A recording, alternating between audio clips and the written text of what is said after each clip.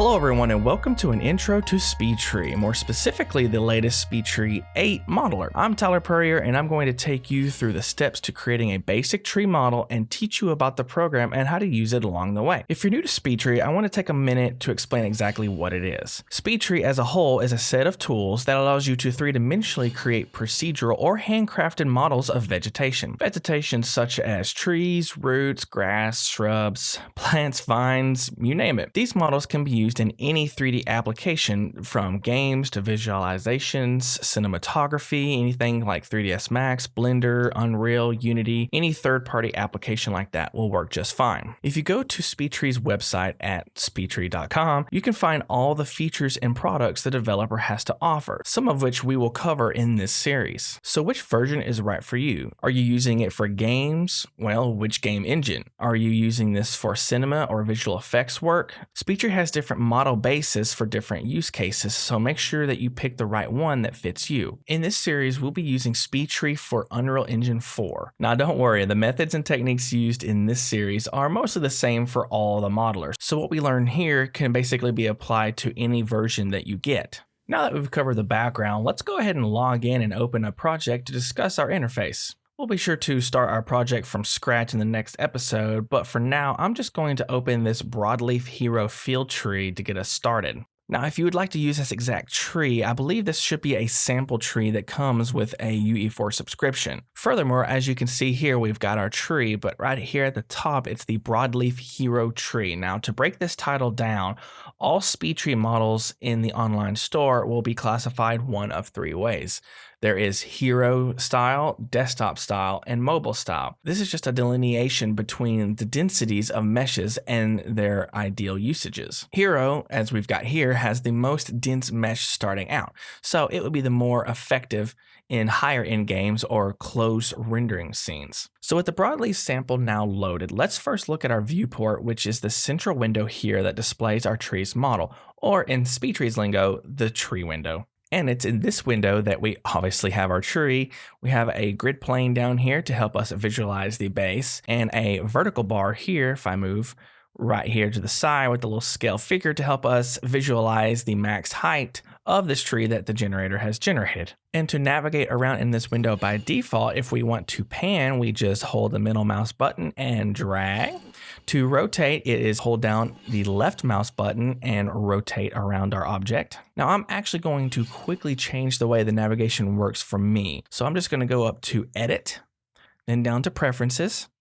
And then we can have a few things here, but if we go to this tab that says Tree Window, right here, I can change some of our navigation options. And for me, I'm wanting to change the control scheme to be exactly the way that Autodesk 3ds Max is. Now, I use Autodesk's Revit and Autodesk AutoCAD every single day, and the settings for the 3ds Max viewport are the same exact way that my other programs use to navigate around a 3D model. So for me, this makes the most sense. So I'm just going to go ahead and select Autodesk 3ds Max, click OK, and now for the pan, it's the same thing, it's just middle mouse button and scroll around. But for rotate, I know it's a bit of an extra step, but for rotate, it is Alter Option plus the middle mouse button and move around.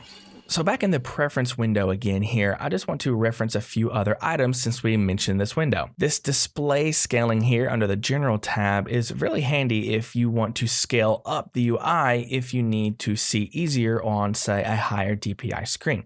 So if we slide this somewhere just a little bit further and click OK, you can see everything about the UI has dynamically increased in scale except these scales of the windows themselves. Let's just go back and set that to where it was.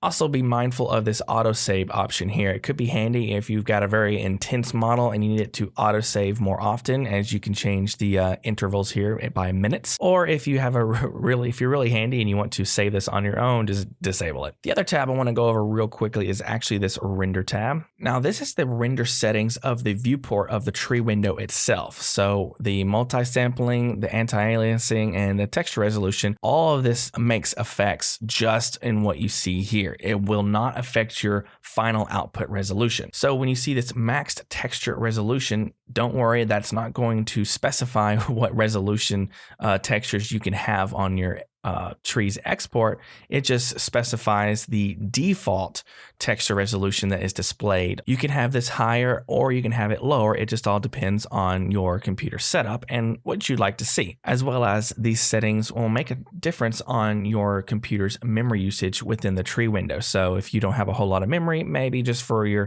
max texture resolution, for example, you just drop that down just a tad and you have a little bit more RAM or video memory to utilize that window. So back in our tree window here, let's just run through a few things that we see right off. So in the tree window right here, this little box, it gives us some pretty handy information of exactly what our tree is as far as the polygons. You can see that in this particular tree, we have over 47,000 total polygons. And if we just click on an element of the trees, for example, this branch, you can see that all of these branches get highlighted in yellow, so it lets you know what your selection is. And on top of that, the polygon selector updates to over 6,000 tries. So that is pretty handy if you want to see the different types of LODs with your tree, which, by the way, this slider over here represents your high LOD and your low LOD. If we were to take this little triangle here and scroll down to this middle section, you can see that our tries are now, or our polygons are now, over 24,000. And at the same time, you probably notice, let me just pan around here and zoom in a little closer. You probably notice that the tree has also changed. So this is pretty dynamically changed between high as well as low LODs. So this is a manual method of doing it if you wanted to see, because right now when we zoom out, you can see that the polygons are still very high. If we want to see how this actively does within the viewport automatically, click this little three dots down here. You need to go over here to the screen area, and then you need to select something like close or far, which sets up your view distances. So I'm just going to select close, and we zoom in close, and it's still got our tries the way it is. But if we zoom out, you can see not only does this little bar here scroll up and down based on where you scroll, but it also dynamically shows us our polygon count, and you can see that the tree changes. So there's 3 LODs in this instance. We have low, medium, high. So low is a little over 10,000, medium is a little over 24,000, and the full range is at 47,000. I like to keep this unchecked because I like the manual method of seeing it myself. Another great thing is that this is in perspective mode, which this text right here that says perspective obviously lets us know that we are in perspective mode, but you can do a few other viewports. You can split this up. So if we click the word perspective, you can see other different viewports that we can see. We can see the top down X and Y planes. We can see the X and Z plane, so front to back here, and so on and so forth. I'm going to go back to perspective and actually pan back in our model.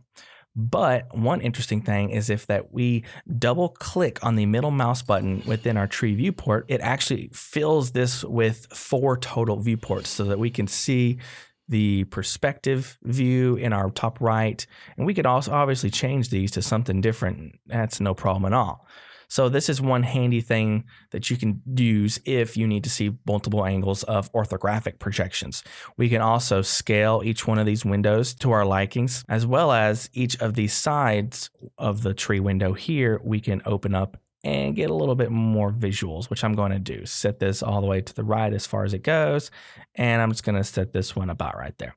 So now that we can get a nice view of a couple different angles of our tree as well as our perspective. Also, if you double click with the middle mouse button in any of these perspectives, you open up into the full screen version of the tree window. I'm just going to keep our perspective one open, as that is more than likely the viewport you're going to want to see more often. Some other handy information you have here in the top right, you have our little gizmo here that shows us our XYZ. You've got the lighting direction. So if you click on the light here and you move, click and hold in the different directions, we can change our lighting, as you can see here on the ground, as well as our wind. Now we can move our wind direction, but we don't see anything happening. That's because we haven't enabled the animation within our viewport. So here's some handy tabs here at the top that lets us do a few different things visually within the viewport. I'll go over these more thoroughly as we go on, but let's just go ahead and click the wind tab here. And if we select the word enable or the hotkey 8, we can see that there is some wind that is now being active in our viewport. And we can change that direction, as I've mentioned before, quite actively. And I'm going to cover exactly what all these settings are later on when we discuss the wind animations. But for now, this bar here is just a more graphical way to represent exactly the wind power and gust power settings that are being displayed in our tree model. So with these tabs at the top, these basically just are some quick options that you can do. For example, we can change the type of texture or layout that's being displayed on our tree. So right now it's the standard texture, which is basically the PBR or physics-based rendered version of our tree.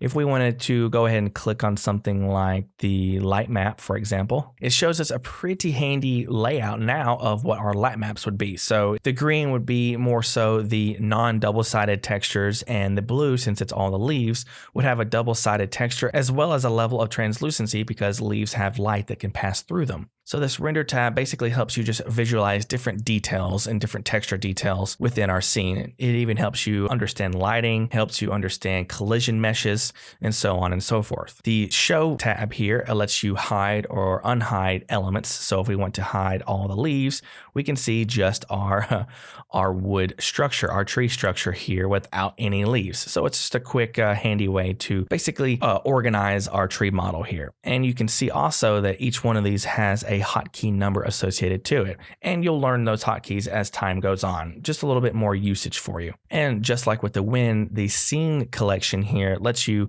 add, remove, or adjust different settings like gravity forces or in the model. You can see if there's any collisions meshes in the model. There is obviously a sphere and a couple capsules in here, which we'll cover later on. Wind, there's one type of wind, but you can change some of the conditions to like presets, or if you want to always show the fan basically. Light is the same way, some different setups for light. This shadow setting here is actually a pretty handy one. Right now, the shadows are set to medium quality. If you want to see more of a production quality with cinematography or the final rendered version, you can change it to ultra or very high, or if you don't want to see any shadows, just disable them altogether and it almost looks like an albedo texture. Let's go ahead and change that back to medium. I'm not going to cover generators or nodes. I'm going to explain that in the next episode probably, but this is just a different way of selection within the tree models. And one of my favorite ones is actually the seasons here, the seasons tab. So right now our tree is set up for spring, but if we slide this along, you can see summer. You can see it dynamically change to fall or autumn, and what our tree would look like in the winter. This is pretty easy to set up. We'll cover seasons also in a later episode, but this is really handy. You can export each one of these seasons at a different mesh, and we'll show you how to dynamically use those in Unreal Engine and on the last episode of this series so that everything works pretty dynamically. And this add invisibility is just a quick way to add some elements into your scene, like trunks. Obviously, this is all the different types of geometry that you can add in your scene.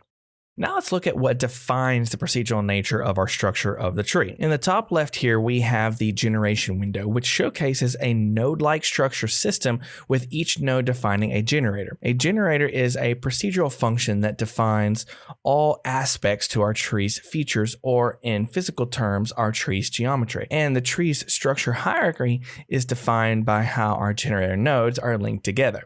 Let me go ahead and for this window, just click this little expose icon and bring this out here into the middle. You can do this to all of your tabs actually. And let me just expand this up to really showcase what we're talking about here. Okay, now that we got that zoomed in here, we could actually, real quick for navigation purposes, we can zoom in and out with our mouse wheel or click and drag the middle mouse button to pan around our scene. So this is all of our nodes basically linked by a node spaghetti. And this is what is defining the outcome of our tree that you see in our tree window. So our starting node here is the tree node, and you can't delete or add this. This is the standard tree node.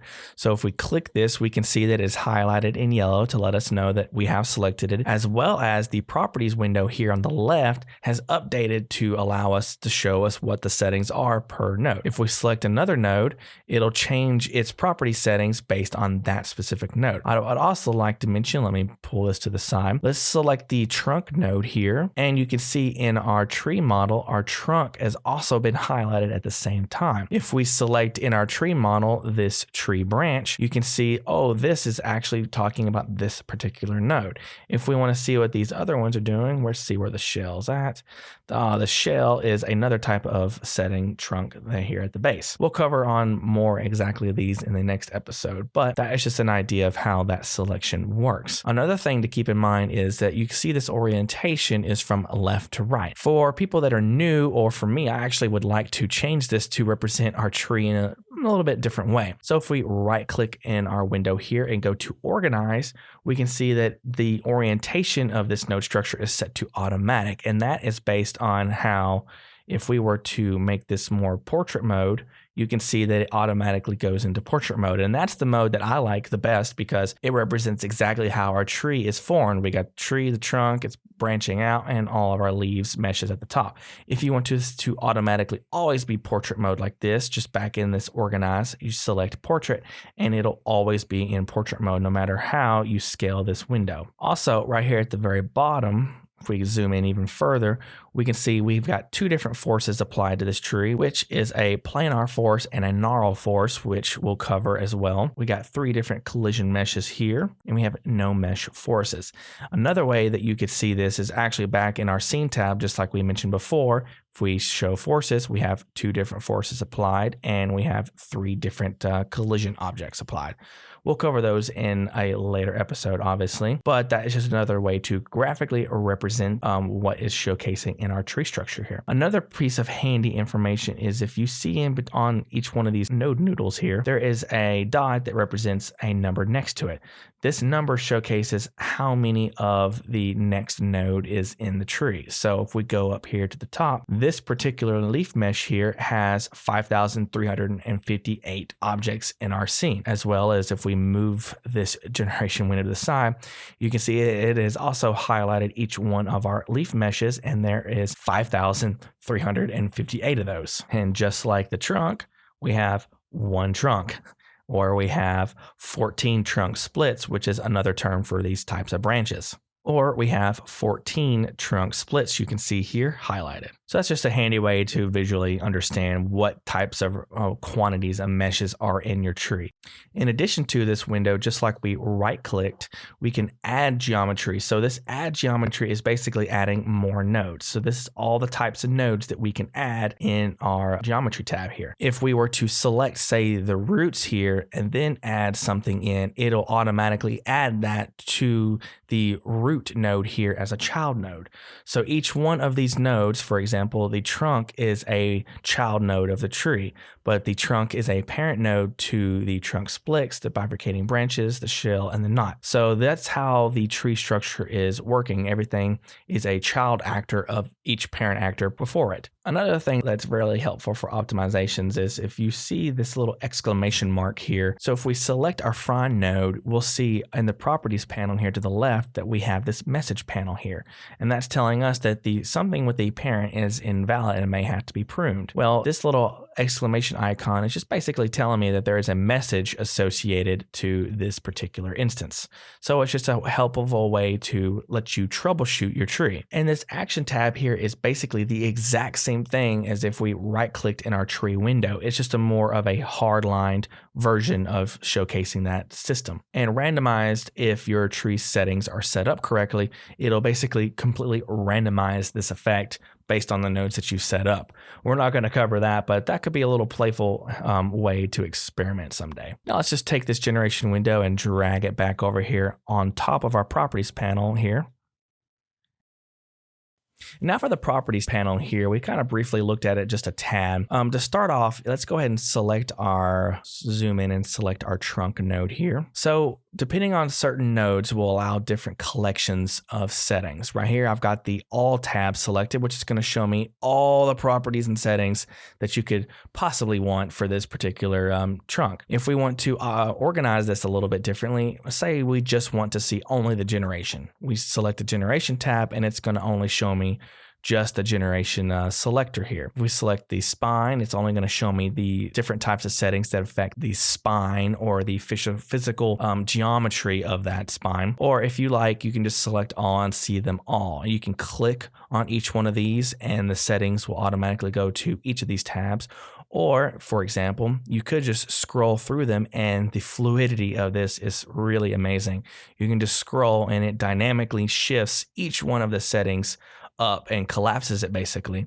And it has a plethora of settings that you can go over. We'll be sure to cover each and every one of these, well, most of each and every one of these as we build our tree. And it's pretty amazing how non-destructive the workflow of this tree is. Let's say, for example, we want to increase the height of our tree and we want to keep everything else the same. All our settings for our leaves, our branches, our fronds. So if we go to the spine tab here, and under the spine tab, there's this length box. If we change the absolute value to something a little bit higher, this is basically the height of this selected trunk in our scene. So if we click on this little wheel here, it's not so much of a wheel as it is a bar, but so if we click on this selector here and drag to the right, we are dynamically and non-destructively increasing the height. You can see it was 15 and now I'm past 18 at this point. And you can see in the tree window that the tree is dynamically adjusting based on all the settings of the generators together, and it's increasing the trunk's height. If we go up here, we can see our total generated height is 54 feet. So if we were to keep increasing this to something higher and higher, we've got an entirely new tree altogether. This is one great way that you can set up a sapling of a tree, an older tree, or a dead tree as it's fully aged. The age structure of a tree is something that is really unique to this system, and I can't wait to show you that much further. But this is just one quick way to reference how all these settings are so dynamic and so non-destructive. You will likely spend most of your time in the properties panel here, tweaking all your settings, adding all sorts of different elements, changing graph. We'll even cover, if we select one of these boxes here, the curve editor, we'll cover all that. It is quite unique. And as you can see here, I've accidentally clicked in the blank space of our tree window here, and it has automatically gone to some generic starter settings here, where if we want to open an old project, start a new project, add some elements just like we did up here, do some different actions. There are so much that you can do, even the documentation. So this is basically the general properties tab, just some quick elements to get you started. The last panel I want to cover with you guys is the asset panel here, and that's basically this entire structure panel here on the right. And the asset panel comprises of a few different tabs. Now the tabs for this panel here in the bottom, as you can see, so we got a materials tab, a materials set tab, meshes, masks, and displacements. So this asset panel is basically your library of meshes and textures for your tree structure. So as we've learned, the generation and the properties panel adjust all the physical elements to your tree, but the asset panel here is controlling all the physical meshes used. So it's where you import all of your leaf meshes, or if you've got any other mesh like a photogrammetry of a tree trunk that you want to use, or photogrammetry of some mushrooms, you can use that mesh, and you use the generation to generate your mesh on the tree. For example, if we went to the material sets, this is pretty handy. This is a cluster of different sets that you can establish. For example, we've got a cluster of our spring meshes here, a cluster of our summer ones, falls or autumns, and then winter, as well as, this is really handy, the season slider here for the tree to know where that transition is for the types of meshes that are applied for that type of season. It is all set by these season curves here. So for spring, so pretend this is near the beginning of the year and the end of the year, we could set, hey, we want spring to be fully functional at the beginning of our year. Or for summer, it's not so functional at the beginning of it, and it is right in the middle. Fall, you can adjust this curve, so it's pretty dynamic between where it is. And of course, with winter, we've got the end of the year. Now, I know winter will actually overlap in the beginning of the year, so me using the term that this is the beginning of the year and this is the end of the year doesn't quite hold suit to this graph structure, but just think that the beginning here is spring and the end here is winter, and you can adjust anything in between. And real quick before we close on meshes, this is pretty handy because this is the tab where you can establish what the high, medium, and low LODs are. If we were to edit that mesh, this is where where you can set up all the different types of mesh quantities for the high, medium, and low meshes. This is a great editing window for all of your leaf meshes, and it is so fantastic. So this basically covers our general breakdown of the user interface. Now, over the next few episodes, we will cover each aspect of this UI as it pertains to learning SpeedTree to creating a simple tree from the ground up. No pun intended. So thank you all for watching this introduction to SpeedTree. I'll see you in the next one.